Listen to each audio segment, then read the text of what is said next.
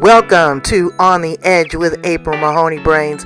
Here, this is the spot where the conversation is pointed, the guests are sharp, and the responses are never dull. Welcome home, Brains. There's only one requirement to hang out on the edge, is that you open your big brain and close your small mind. Did you bring your thinking caps? It's time to put them on, because the conversation starts now.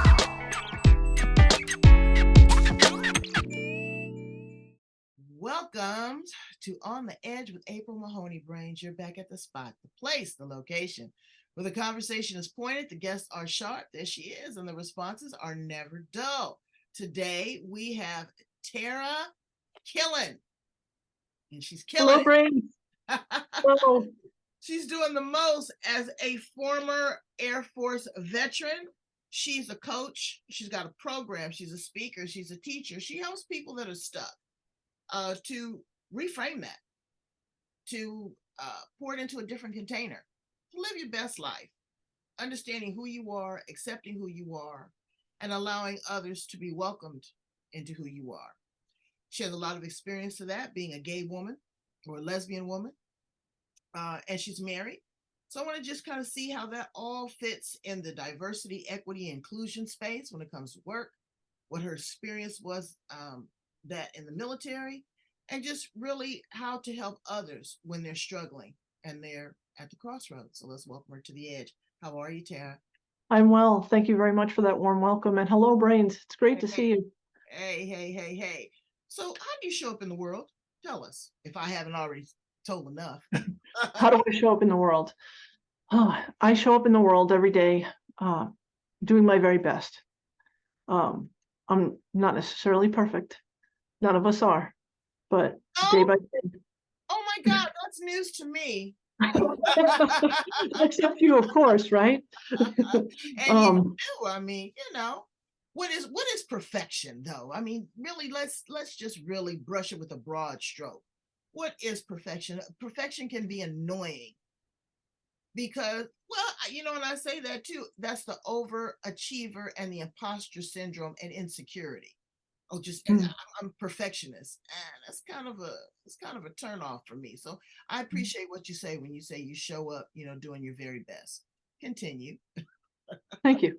I think that one of the things that I help people with the most is realizing that we are coming to this world in a default mode, and that's not how we have to live. So in talking about your what is perfection and how do I show up in the world, it came down to a decision of what kind of life did I want to live? Who did I want to be? How did I want the world to see what Tara Killen is?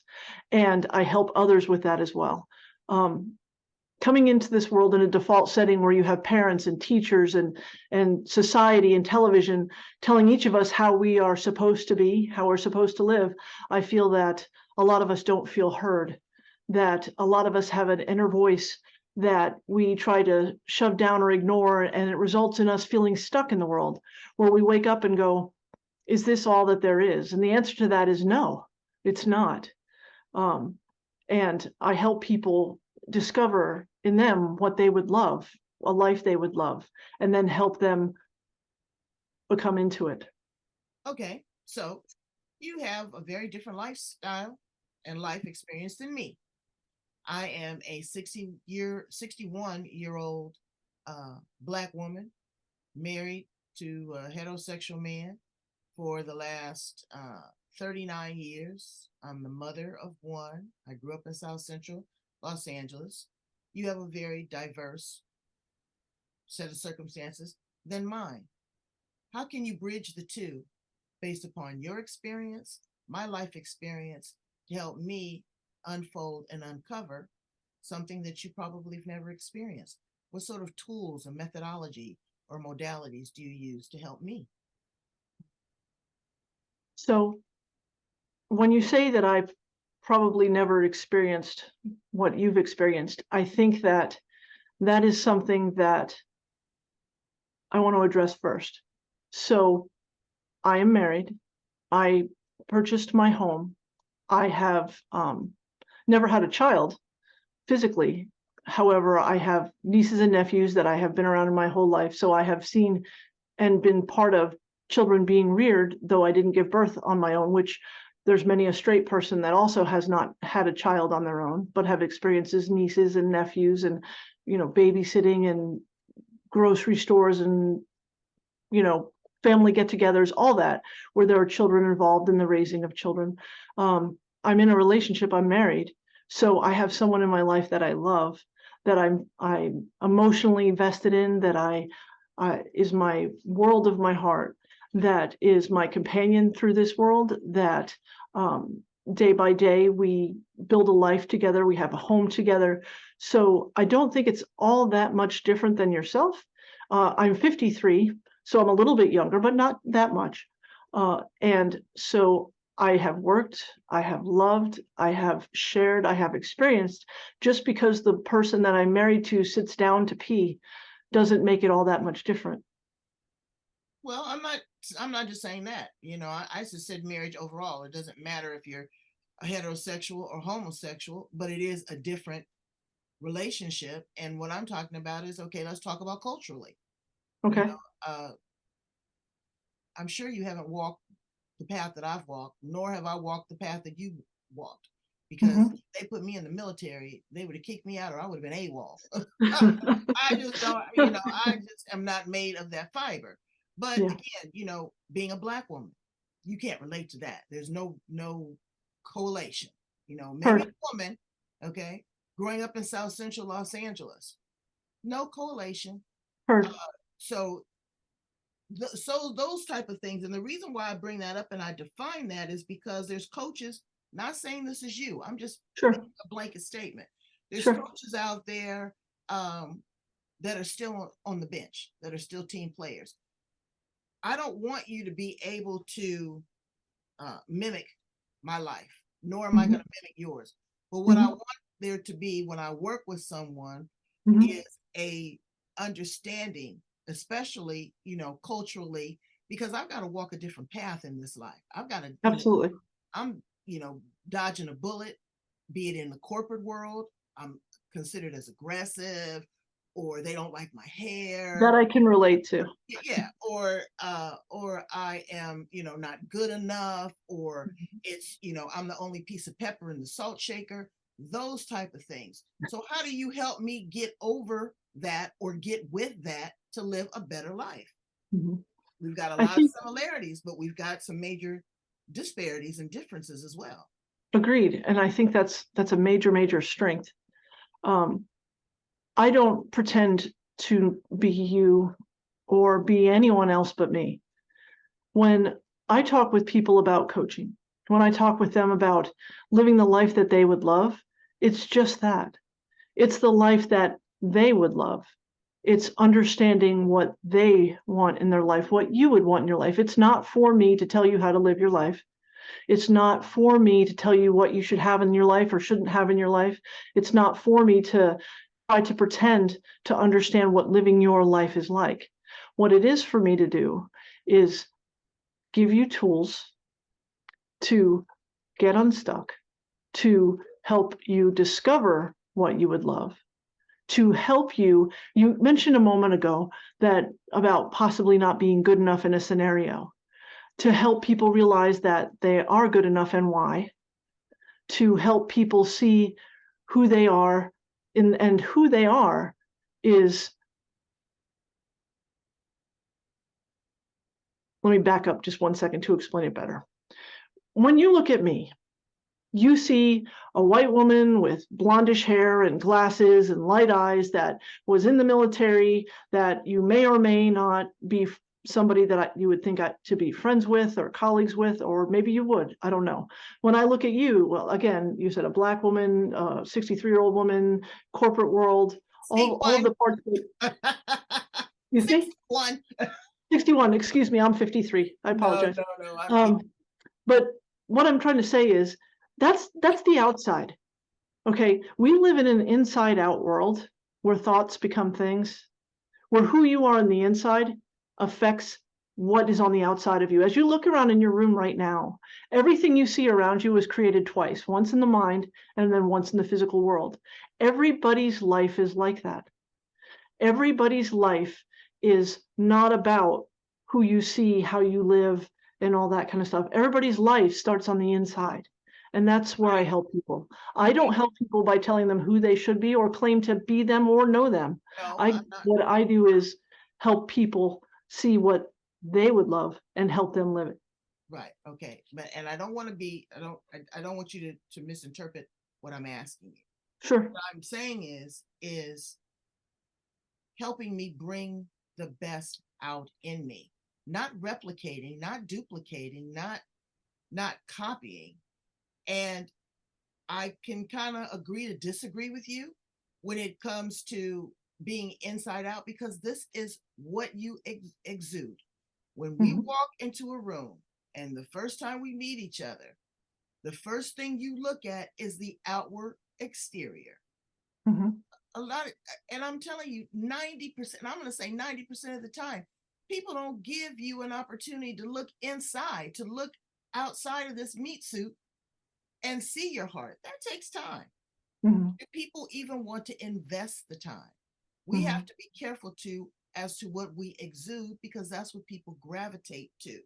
That's not a bad thing. That's just, again, like you say, it's by default. When children are born, you don't know what their orientation is going to be as they grow and develop, but we put them in these roles. Oh, okay, this is a boy, so he's going to play with trucks. He's going to do this. He's going to do this. This is a girl. This is what she's going to do this. She's going to do this. She's going to do this. Again, you're not allowing them to evolve and see what they're going to be, what they're going to do. That's where I come in. Yeah, they may be a nomad. That's exactly where I come in. Exactly. Okay. But that takes development and that takes awareness. And so what I'm trying to do is also tell people to allow capacity, allow space on both sides. Allow me not to like something if I don't like it. Like, I don't like okra. Don't put it on my plate. Okay. But if you come to my house and you like okra, I'm going to make you some. Don't force something upon me. I'm not going to force something upon you. That's wrong. So in this development, and again, like you say, by default, we shouldn't be. We are, but we shouldn't be mechanical animals. There's certain, my mother had this thing about when she went to the hospital. She says, "Oh my gosh," she says, "there's so many male nurses. Girls should be nurses. Boys should be doctors." Well, I mean, she was 91 years old. That was what she was programmed to believe. And I said, "Well, Mom, you don't think you're going to get the same quality of care?" I said, she says, "Yeah, but they sure are cute." I said, "I know." I said, "They might be more empathetic, they might be more understanding. You just don't know." So it's a lot to unpack. So I understand. I wasn't trying to be, controversial or anything with that. These are questions that people would ask, Sure, that don't know. So as you get with clients, who is your ideal client? Because everybody's not going to be your person. Who's the person that you feel that gels best with the skills that you have and what you pour into them? In general, my ideal client is something that has evolved over time. It was not ever an intention. It's kind of funny. The people that tend to gravitate to me are females over the age of 40. In general, waking up one day, doing everything that by default that you think you're supposed to do, and not finding yourself in a good space, not comfortable in your skin, or not comfortable in your work, or not comfortable in your life, not feeling the happiness that you thought you would feel, that you envisioned you would feel as an adult, brings self-reflection. And it's like, I don't know why. Myself, I was working 7 days a week. I had more work time than lifetime for sure. And I realized that I was despising my life, but I thought I was doing everything that society wanted me to do. And what I realized was that it's not about what society wants me to do, like you just talked about. It's not about the default. It's not about what people say that we should be or should do. It's about what would I love, and that I could live a life by design. And that's what I do. I help people live a life by design and help them create different scenarios using different tools to take the steps that they can take with what they have from where they are to live the life they would love. Okay. So give us a couple of those tools. What is it? Is it meditation? Is it talk therapy? Is it breath work? Is it mirror work? Is it a good shot of tequila? What is it that helps you ignite a fire under individuals? Mm-hmm. First off, what I do with the main starting tool is the exercise of asking them, breaking life down into 4 quadrants and asking them about these 4 quadrants, which would be relationships, time and money freedom, vocation and health, and ask them in each one of those quadrants, what life would you love to see yourself living 3 years from now? If you could wave a magic wand and have any life you wanted in those 4 quadrants, first tell me what that is. Okay, so that's one tool. Because if you're driving somewhere and let's say you have your GPS in your car, if you don't have it set to a destination, you're just driving. So first you have to know what your destination is before you can take a step towards it. Does that make sense? Yeah, absolutely. Okay. So then another tool is noticing what you're noticing. So we tend to use our imagination. Where have you ever driven down the road and you catch yourself thinking and you realize that you're going to go meet with somebody and you're having the conversation in your head already before you even get there?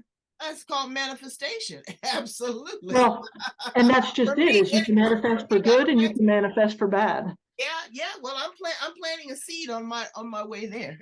Yes, exactly. I've Very done much it so. many times. Yeah, I get it. So 1, having a destination, knowing what you would love. 2, noticing what you're noticing, because you're right.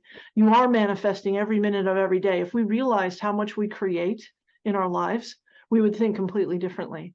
And so those 2 main tools are essential in helping somebody ignite their reality.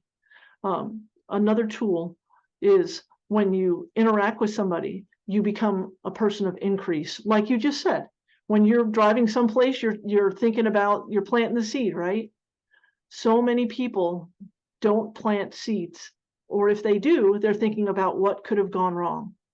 Like, I wonder if they're going to like me. I wonder if I wore the right clothes. They probably are going to judge me on this. They're probably going to judge me on that. Instead of sending out in advance, thank you for the wonderful meeting we're going to have. Thank you for the incredible conversation. Thank you for taking the time and meeting with me and spending this day with me. Sending forth that positive energy to that person before you even get there. There's so much that we do on a daily basis that if we realize the impact, it would be amazing how different world we live in. So what set you on this path to be a coach, to be a speaker, to be a teacher? What was it that was your aha moment and said, this is something I want to pour more into. I want to help other people. I was one of those people that woke up and thought, is this all that life has? Is this all that there is? I've checked all the boxes that I was told are the right things to do, and I'm not happy. And in doing that, I read, I researched, I took courses online, and ultimately, in a collaboration of all of that together, I learned so many different things that affect a life, like we talked about in the holding what you would love, having a destination, in the noticing what you're noticing, and many, many other tools. In doing and learning about these things, I learned that this wasn't the life that you have to live. I too got a mentor who was there for me to help me take the steps that I could take from where I was, from that place of not liking my life, not liking my relationships, not understanding, is this all that there is?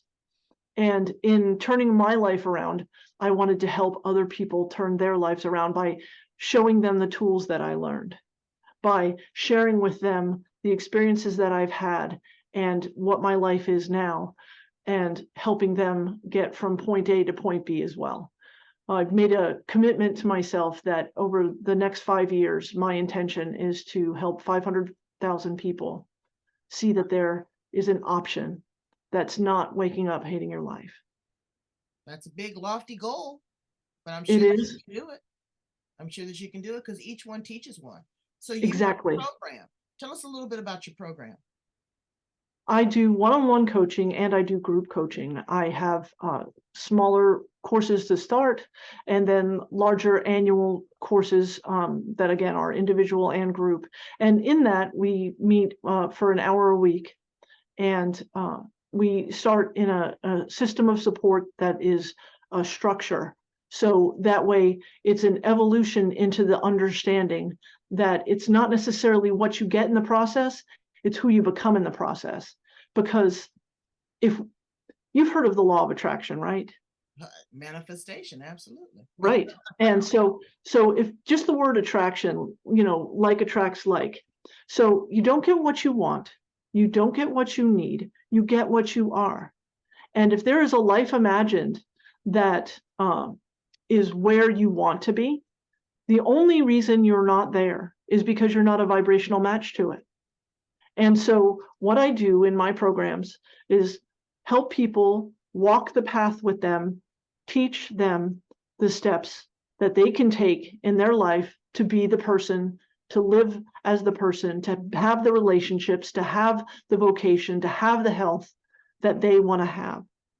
And that's so going back to your initial question about how would I relate to someone like you being someone like me, it's not about me relating and knowing all of your nuances. It's about the individual knowing their own nuances and me helping them with tools and system of support to become the best version of themselves that they want to be. Because it's not for me to tell anybody who to be. It's Right. not for me to tell anybody what life to live. It's not for me to tell anybody even how to do it. But what I will do is tell them, these work. This works. It is an option for you.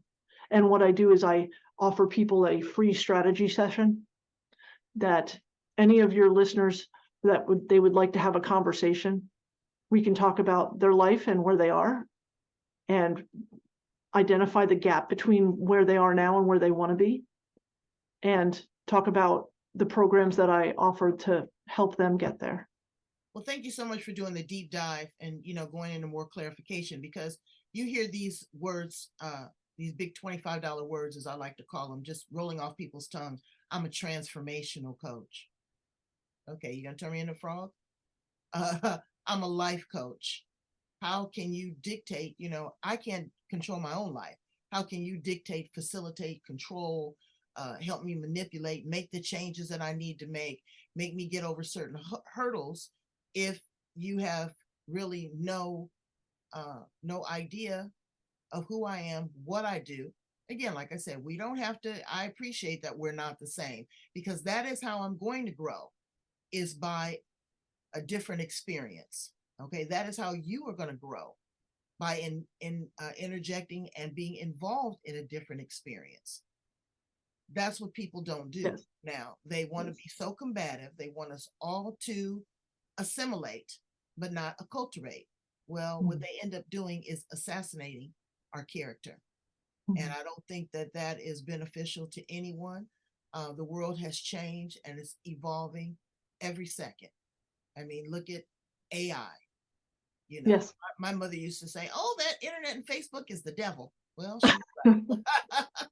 But could you imagine not having the devil during the pandemic? Right.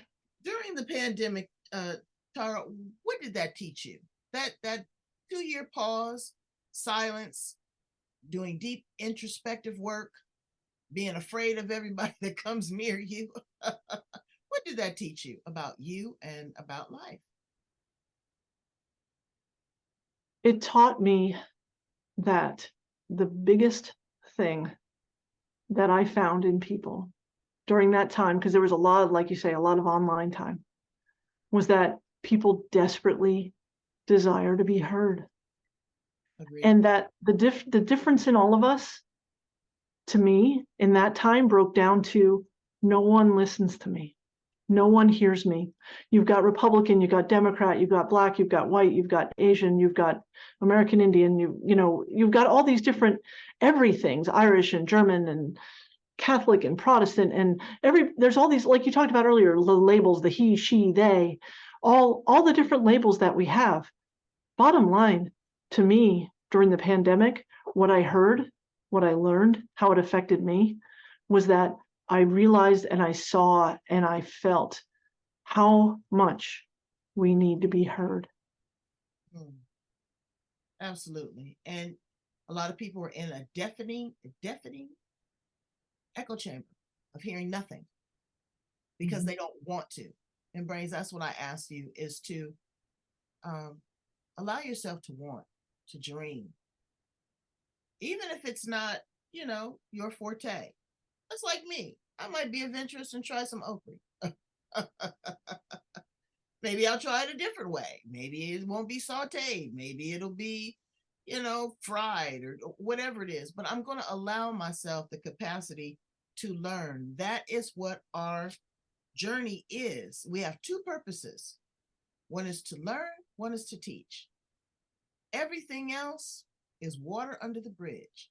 You're not going to take that fancy car. You're not going to take those diamond rings. You're not even going to take your partner with you. And I say that, heaven forbid, there's partners that die together all the time, but they're going in two different directions. They live two different lives. They may be soulmates, but they have had two very different experiences. So allow for those experiences. Question yourself. So I want to question you. I want to ask you some fun stuff. Okay. Your experience in the Army. Air Force. Oh, Air Force. Oh, well, you're real smart. They got the real smart ones in the Air Force. Ranks, they rank them there. I'm not going to tell you what the other 3 or 4 rank: Coast Guard, Navy, Marine Corps, and Army. But the Air Force, yeah. Did you fly a plane? No, I did non-destructive inspection. No?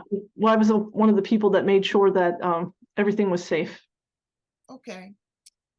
So what encouragement would you give to, this is way off the rail, but you having military insight, being a veteran, what would you say to the people in Gaza or Israel that are fighting this war right now? How do they stay focused? How do they stay strong? I mean, who wants to kill somebody and you don't even know their name? Mm-hmm. Who wants to go in and hold somebody hostage that you've never had a conversation with? What is that mindset? How can that person just, get through day to day in the military? It's rough. I agree. We look at the military and we look at military operations and we look at things on the news through the eyes of a civilian, of a person who's not been through that training. When you say how do they get through it and where do they stay in their mind, my answer to that question is rely on your training.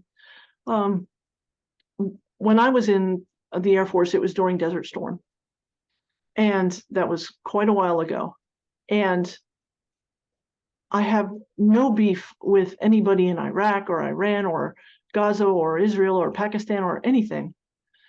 When I was in the Air Force and I was trained, your training is what you rely on. And if in that moment during Desert Storm, I was called upon to go and get in a plane and be in a frontline situation, I would have done it, because in that moment, that would have been my mindset and my training. Okay.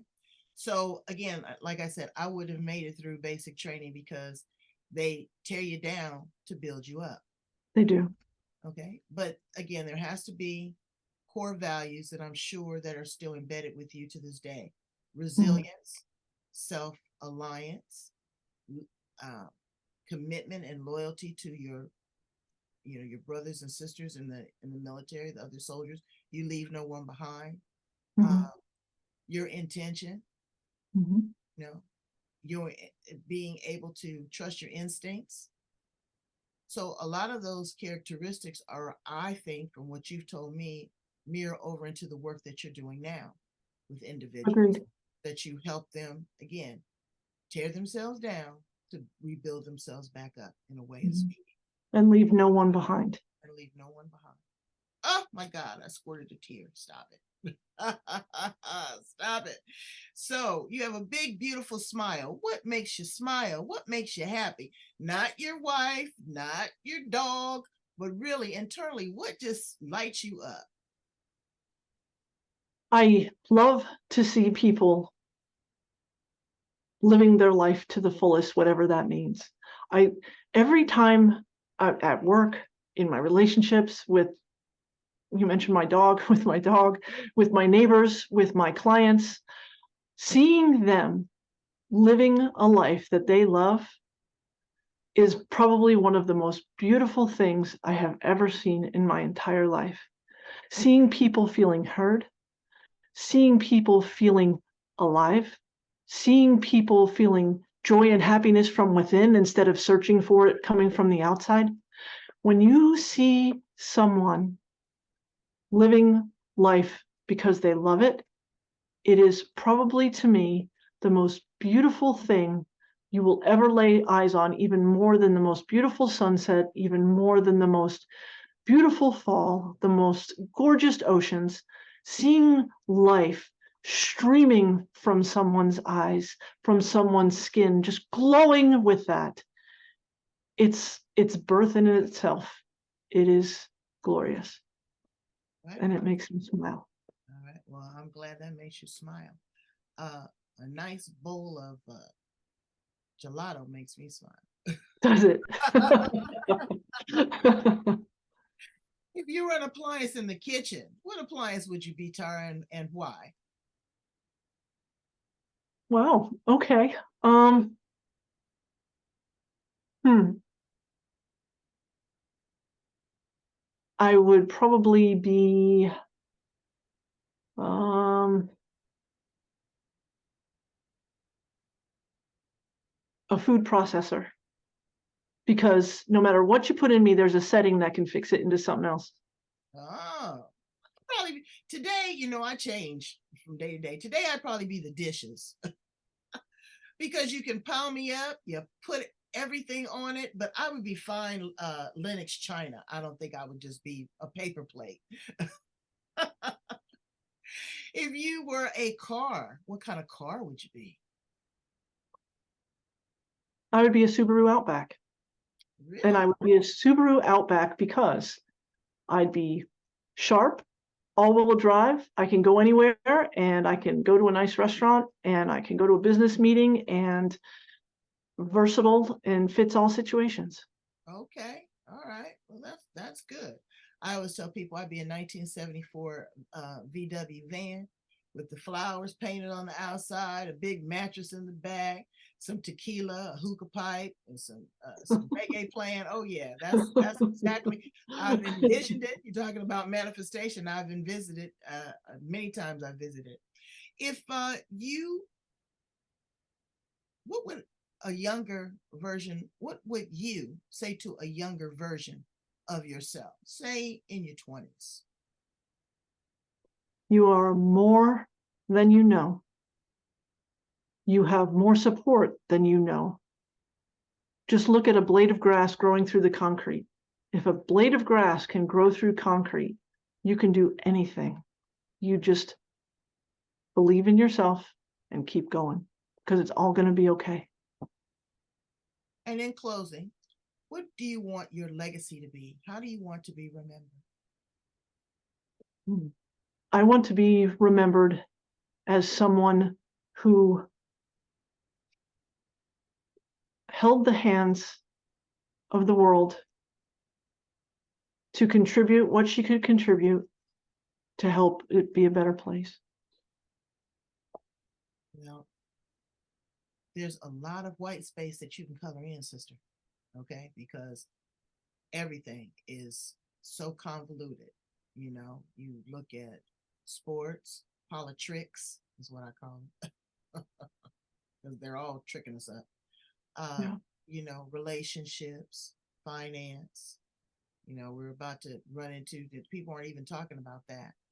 They talk, the financial currency, just the mindset of Americans. This used to be where everybody clamored to, everybody wanted to be here. This was freedom. This was, again, the red, white, and blue. You have put your life on the line. You dedicated to protect, for the lack of a better term, cowards like me. I wasn't doing it. I think it still is that place. I really I still think it is too, but it's just wavering it. And it's like, we're not getting along with ourselves. It's not it's not outside influences. So I say all that to say this, that I really hope that we do the deep dive to do some restoration, to, to revisit, to get the rust off of it, to put a shiny new coat of paint, because there is so much to live for. There's still so much beauty. There's so many wonderful people out there, but we cannot be combative. Judgments, there's people are going to judge, but they use judgments also to create boundaries. But boundaries are not walls. Okay. Don't limit yourself. Please tell my brains how to get in contact with you. I'd love for them to work with you to, again, pull back the layers, see where they land. That's so important, to have a different perspective and to have a cheerleader in your corner. Well, Brains, you can call my office at 1-855-437-8673, and we can schedule an appointment for me to talk with you. We can have a strategy session. I'll give you a free strategy session. And you can also go to my website and read a little bit more about me. It's Tara Killen, TARAKILLEN, Life Mastery Consultant, spelled LIFEMASTERYCONSULTANT.com. Brains, don't worry. I took it down for you. I got notes. I'm going to put it at the back of the interview because I don't want you to miss an opportunity to grow, evolve, and get clear, get in the focus and stop tripping. Are you a trip that's worth the gas? How about that? So you have to figure out a trip that's worth the gas. Exactly. What do you really want out of this thing called life? You don't know where you're going to end up. I don't know if you believe in heaven and hell, or, I think I'm going to end up on Jupiter somewhere because I'm from another scene. But thank you again so much for being so honest, so transparent, and, just giving me an opportunity to, lay the groundwork for questions that people want to know, they want to ask, and being so transparent. Your gift. Thank you so much, Tara. I appreciate it. Thank you. Brains, can I appreciate you? Will you go in and love, like, share, and subscribe? Tell your friends to check out the podcast because it's like uber cool. Okay, that we got heady people on here that are sharp, that are really ready to pour into you. But I hope your vessel doesn't have holes in it, because I want you to be able to hold the information. Thanks so much. Again, come back and visit me. Keep me posted. Keep me sharp. Keep me in line. I salute you. Bye, Brains.